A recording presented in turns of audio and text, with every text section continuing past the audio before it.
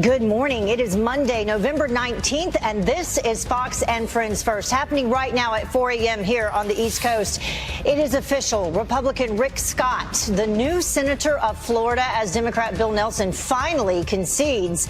But he's not the only one heading for the exit. Is embattled election supervisor Brenda Snipes also on her way out? And border backlash, angry residents now demanding the migrant caravan go home. Look at this. The brand new threat from the president also to lock it down. And friend or feast, how it's now up to you to decide which turkey will get the presidential pardon this Thanksgiving. Fox and Friends First starts right now.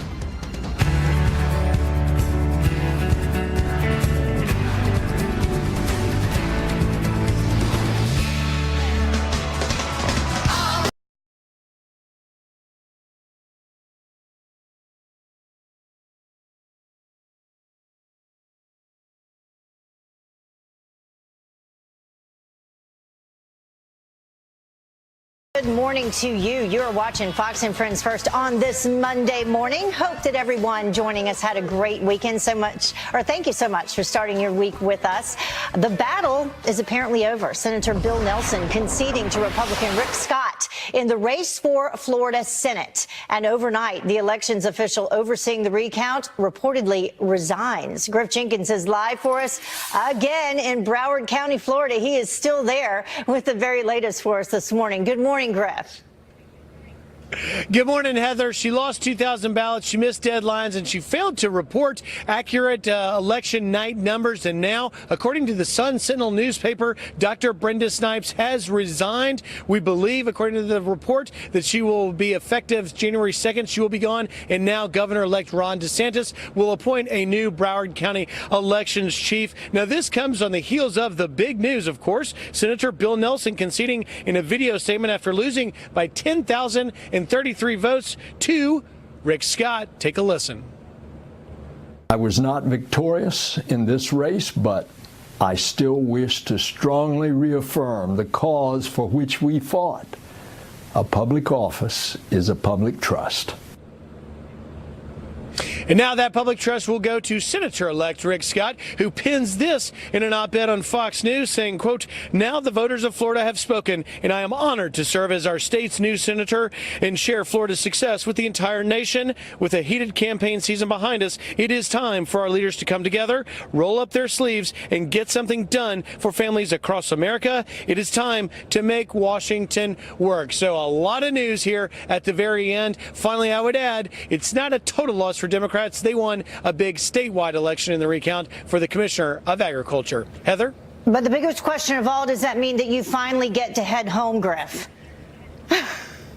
Let's hope so. It means I'm heading home for a quick turnaround, and I may be in New York a little later this week for Turkey Day. All right. That's just a tease for you, Heather. All right. Look forward to seeing you. Thank you, Griff. Great job.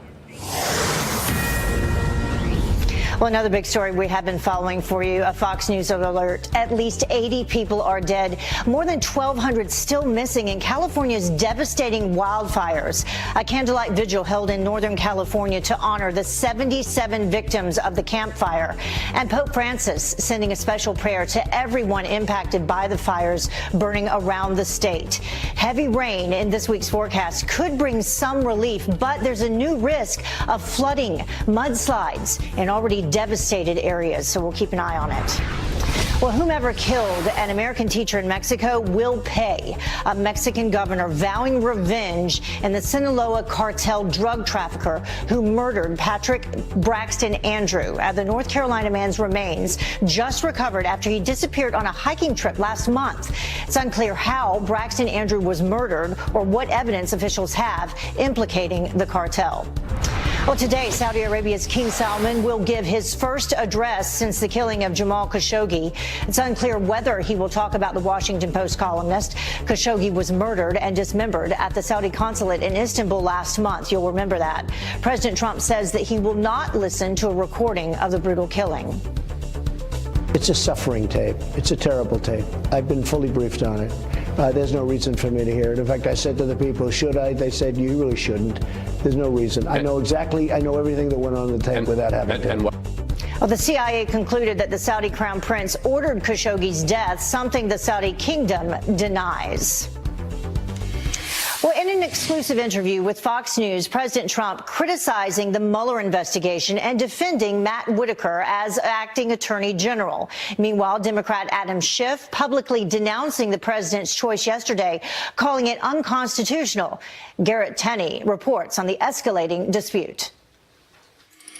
President Trump said he didn't know about Matt Whitaker's past criticisms of the Mueller investigation before picking him as acting attorney general.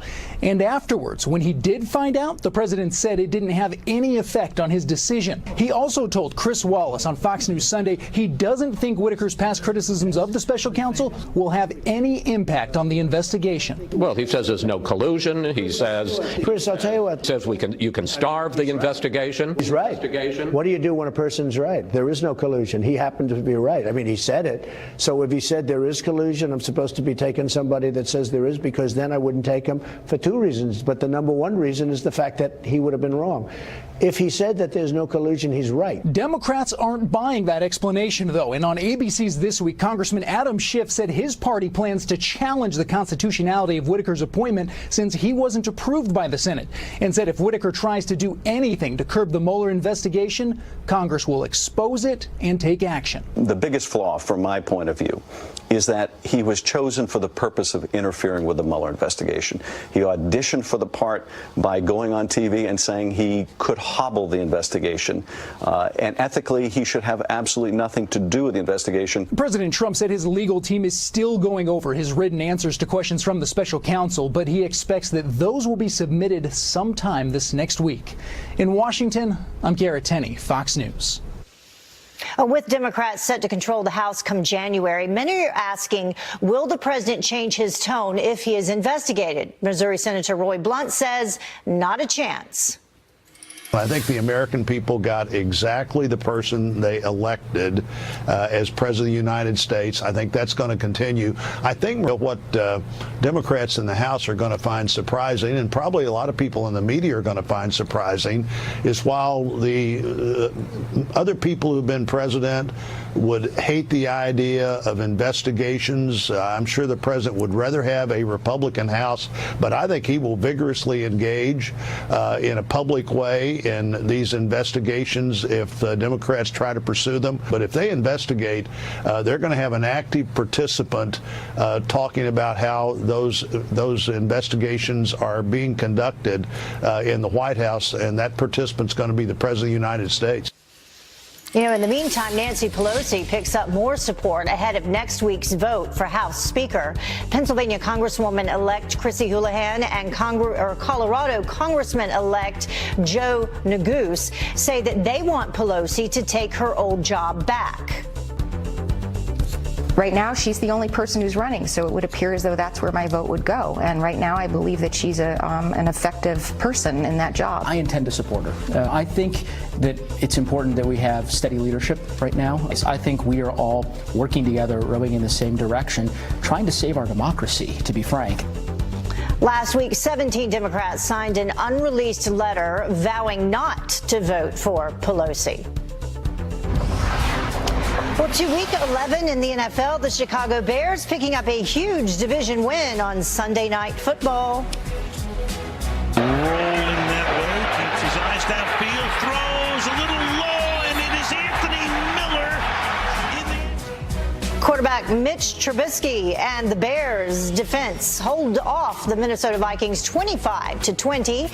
And in a scary sight in Washington, Redskins quarterback Alex Smith carted off the field with a badly broken leg. He's done for the year. The Redskins lose 23-21 to Houston. And my Carolina Panthers fall short in Detroit after Cam Newton misses a 2-point conversion. Lions win 20-19. Lots of folks blaming the coach for that one. And then there's this. President Trump and First Lady Melania will receive the national Christmas tree at the White House today. The nearly 20-foot-tall, 800-pound Fraser fir chosen from a farm in North Carolina. It is scheduled to arrive at the White House around 1 o'clock Eastern time, but it will not be lit up until next Wednesday. Remember, we told you about that tree. The farmer had actually given up on it. It was basically what you call the runt of the litter. And now it's going to be at the White House. Well, the time now is about 9 minutes after the top of the hour, and high-speed horror. A shocking video showing the moment a race car driver loses control, goes airborne at 170 miles per hour. How that teenage driver survived that horrific crash. And North Korea, Saudi Arabia, and Turkey, President Trump making some major moves as the world watches. We're supporting Pakistan. We're giving them $1.3 billion a year, which we don't give them anymore, by the way. I ended it. They don't do a damn thing for us. Toughest decision you've had to make as president. Our next guest says the president is right to be skeptical about Pakistan. The highs and lows on foreign policy up next.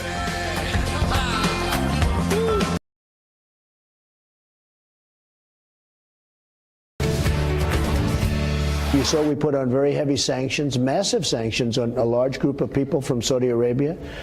But at the same time, we do have an ally, and I want to stick with an ally that in many ways has been very good. Pakistan, we're giving them $1.3 billion a year, which we don't give them anymore, by the way. I ended it because they don't do anything for us. They don't do a damn thing for us. Toughest decision you've had to make as president. Well, I think North Korea's been very tough because, you know, we were very close. President Obama, right in those two chairs, we sat and talked, and he said that's by far the biggest problem that this country has.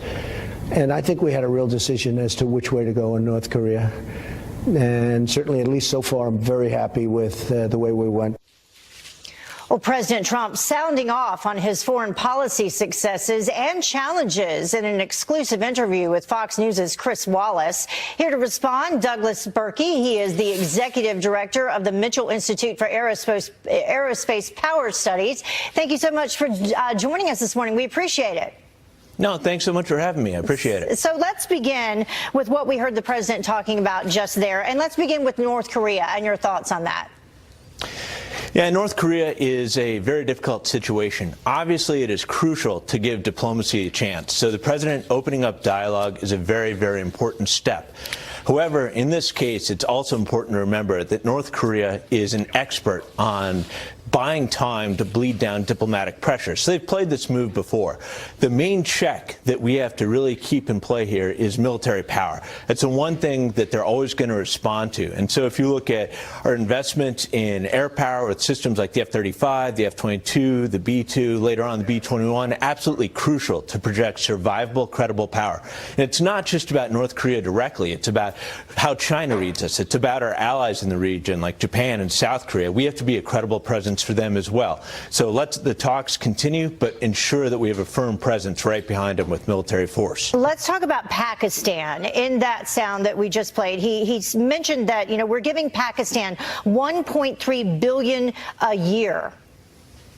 Yeah, you know, for too many years, Pakistan has been playing both sides of the fence. If you look at their actions, obviously, with the Taliban throughout broader Afghanistan, they really have been on both sides here. And it's not just about what's going on in that region. Look at about their relationship with China. They're a huge ally with a major competitor of ours. You can't have it both ways. You can't ask for our funds and yet cut deals with our enemies. And so I think the president is right to draw clarity here. And we really need to look realistically at where we sit and draw strategies accordingly. And what about Saudi Arabia? He says that, you know, we put heavy sanctions on Saudi Arabia, massive sanctions on a large group of people there, but at the same time, we do have an ally that we want to stick with. Now, this is a really difficult needle to thread. First and foremost, the Khashoggi killing is something that is an absolute horrific event, and international norms in that regard matter, because when you need those kind of rules to defend you, you have to ensure you haven't torn them down or weakened them in any way. I mean, what if an enemy country had a citizen of the United States? So we need to make sure those are strong. However, at the exact same time, we need to ensure that we do not permanently harm the relationship with Saudi Arabia. You know, the Khashoggi killing was unfortunate. That's one individual. But the issues in play that the relationship with Saudi Arabia control affect millions, because their friendship with the United States is crucial in the region as well as the globe at large. And so really threading that needle is going to be a tough piece of work. And you need to do both. You cannot let the killing go, but you've got to preserve the alliance. And finally, on Iran, the president claims that Iran has been far weakened because of what he did with the Iran deal. Yeah, people oftentimes bleed down their focus on Iran way too fast. But the reality is you've got decades of determined progress here towards nuclear weapons.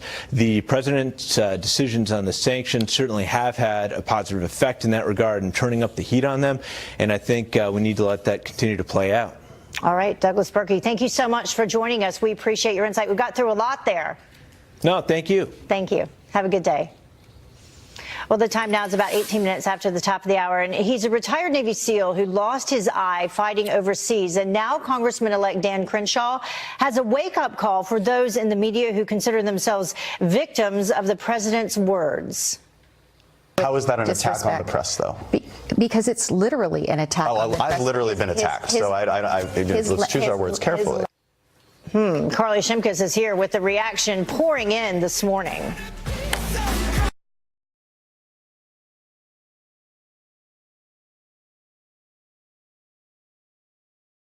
Welcome back. 22 minutes after the top of the hour, you're watching Fox and Friends First. Democrat Stacey Abrams still bitter about her election defeat in Georgia. The failed gubernatorial candidate now refusing to call Republican Brian Kemp the legitimate governor-elect. The law as it stands says that he received an adequate number of votes to become the governor of Georgia. Is he the legitimate governor-elect of Georgia? He is the person who won an adequate number of votes to become the governor of Georgia.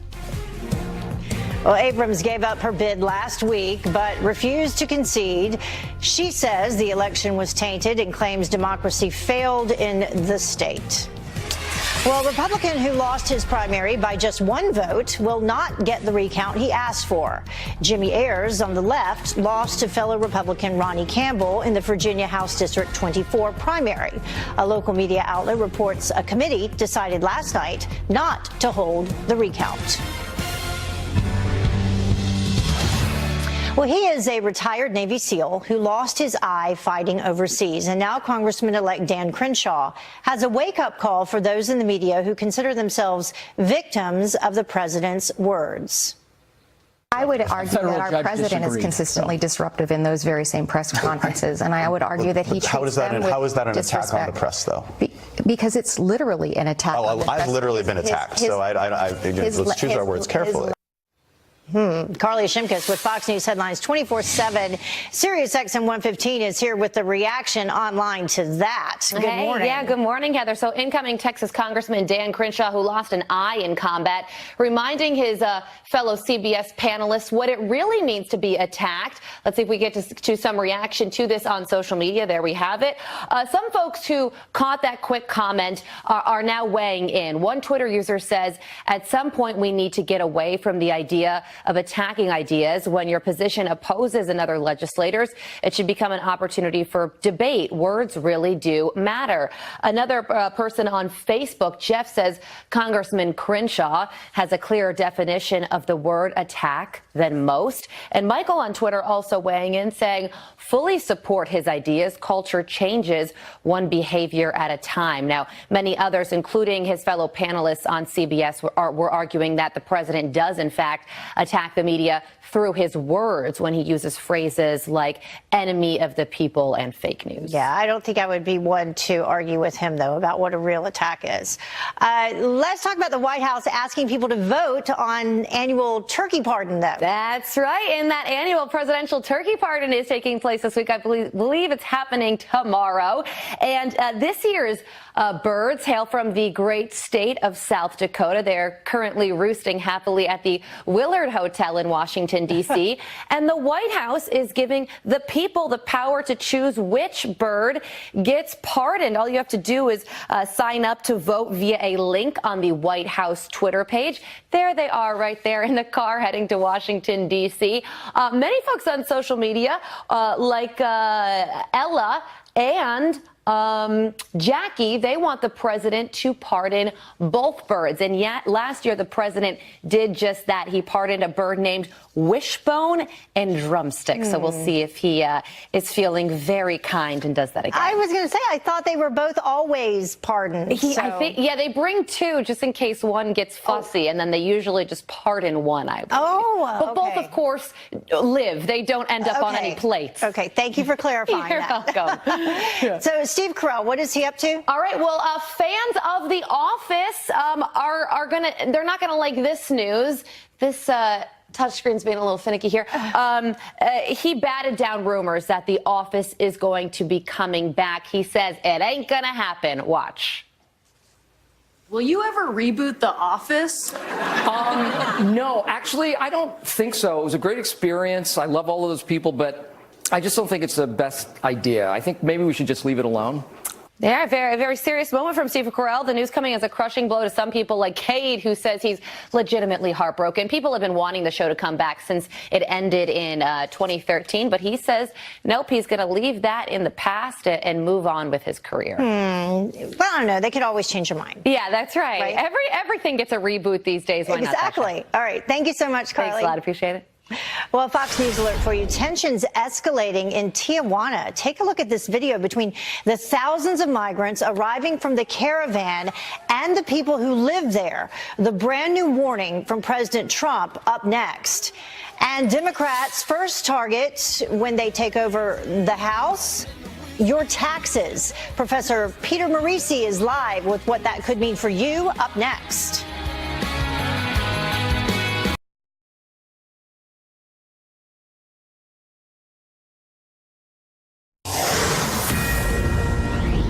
Welcome back. You're watching Fox and Friends First. This Fox News alert for you now. Get out.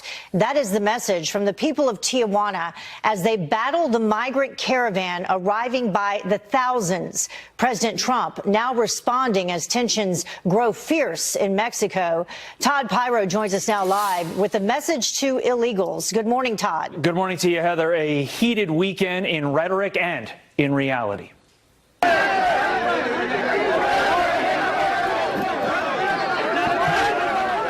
Hundreds of residents in the border city of Tijuana protesting the arrival of Central American migrants who they worry will linger in their city for months as they try to claim asylum in the U.S.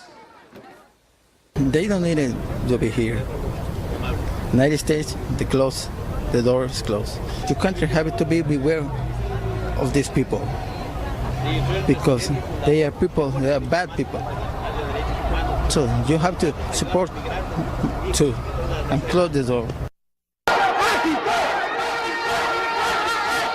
Continue to try to use American asylum laws to get into our country, something President Trump says is not going to happen en masse on his watch. He tweets, quote, catch and release is an obsolete term. It is now catch and detain illegal immigrants trying to come into the U.S., often proudly flying the flag of their nation as they ask for U.S. asylum, will be detained or turned away. Dems must approve border security and wall now, with the president adding that he is not opposed to legal immigration. We have millions of people online to get into our country legally, and those people have preference. They have to have preference. They've been waiting for a long time. The mayor of Tijuana letting his displeasure with the migrants be known, calling it an invasion, saying his city is ill-prepared to handle it, and guessing that the backlog at the border could last 6 months. Right now, there are close to 6,000 U.S. troops deployed to our southern border, spread out across California, Arizona, and Texas. Heather? All right. Todd Pyro joining us live this morning. Thank you, Todd. No problem. It is sentencing day for the man who admits to killing his pregnant wife and 2 little girls. Chris Watts could spend the rest of his life behind bars after taking a plea deal to avoid the death penalty in Colorado. He was sentenced in August, just days after going on TV to beg for the safe return of his family, claiming that they went missing. The bodies of Shanann, Celeste, and Bella Watts were found days later at the oil field where he worked. A special envoy to the U.S. is hopeful that officials will strike a peace deal with the Taliban by April. Ongoing negotiations aimed at ending the 17-year war in Afghanistan.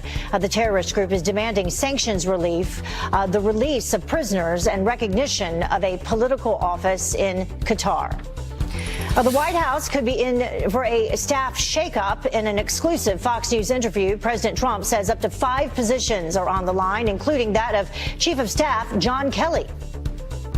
Look, we get along well. There are certain things I love what he does, and there are certain things that I don't like that he does. There are a couple of things where it's just not his strength. It's not his fault. It's not his strength. But John at some point is going to want to move on. John will move on. The president reportedly also considering removing Homeland Security Secretary Kirstjen Nielsen. He says she's not as tough on border issues as he wants her to be.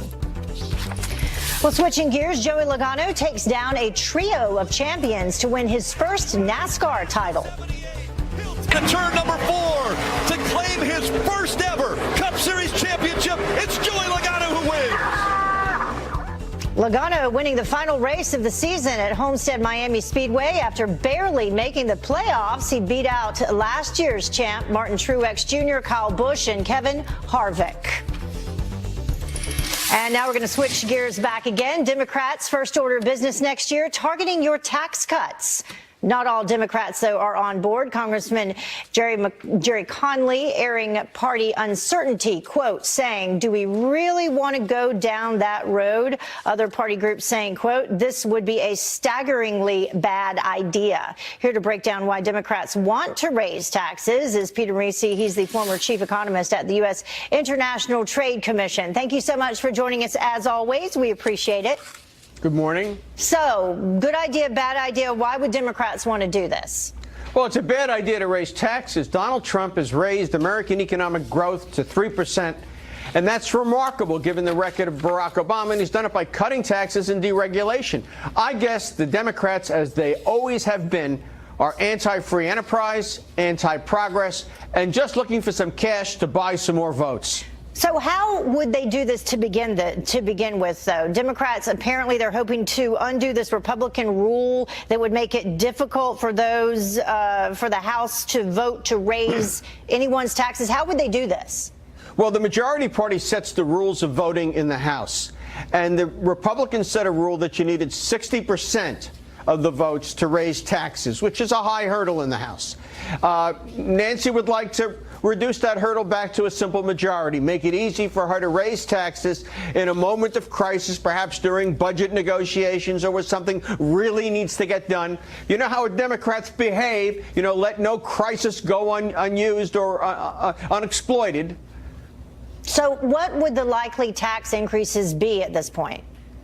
I think it's more likely that we'd get some increased taxes on wealthier Americans. That's always politically popular with Democrats in order to do something like finance infrastructure. They might make a deal with President Trump on that. Triangulation would put pressure on the Senate to do something. They might be able to get that through. But remember, in the Senate, if it's not done through a reconciliation vote, which you only get one of per year, they need 60 votes to get it done. So, even that's going to be a tough sell. So beyond that, what about the economic recovery? Is it already in danger? Yes, the economic recovery is being threatened by slower growth abroad and by the Federal Reserve being too aggressive about raising interest rates. You have to remember, we have a lawyer running the Federal Reserve, and he's basically doing it off of a sheet, cliff notes, like a kid cheating on an exam. And he's very methodically raising interest rates, without any deference to what we know about what is the maximum sustainable rate. Donald Trump may have been awkward in criticizing the Fed, but if I had been president, Barack Obama would have lunch with Ben Bernanke once a month. I would have those lunches, and I would put it to him between the eyes. The economics profession says 3% is the limit. Fed policymakers say 3% is the limit. Your last statement where you forecasted interest rates, you got it going to 3.5%. Why do you want to simply subterfuge the U.S. stock market? I mean, what's the deal here? You can be pretty blunt in a private meeting. Publicly, it's tough for Donald Trump. But, on this one, his bluntness is correct.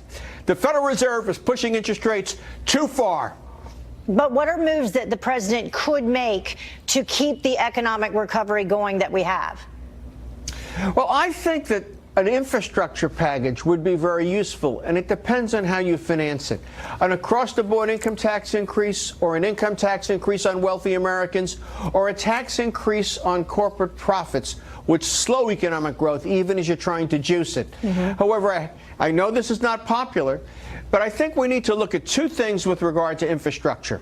What we're paying to do something. I mean, go past your typical road construction site. You still got 6 guys standing around and 1 working. That's union rules. That's Davis-Bacon. Yep. The other thing, though, is we haven't raised the gas tax in forever. And I think the people that use the roads ought to pay for the roads. But when they pay for roads, they ought to get what they pay for. Davis-Bacon. And also, you know, I'm a biker. I don't think they ought to be using the gas tax to finance bike paths, and they do. The gas tax ought to be for the roads. The user fees at the airports ought to be for the airports. But all of the corruption and all of the deals the Democrats have made to pad their voter rolls over the years using infrastructure projects can't be the way out of this mess. All right. Peter Morisi, thank you so much for joining us. We appreciate it. Take care. Giving it to us straight as always. Well, the time now is about 20 minutes until the top of the hour, and she thinks that you can just pay for free Medicare for all. Says unemployment's low because everyone has 2 jobs, and even wants to get rid of the Electoral College. But apparently, those comments from socialist Alexandria Ocasio-Cortez aren't her fault. How the Congresswoman-elect is taking aim at Republicans. And forget Black Friday, the retailer that just kicked off sales moments ago.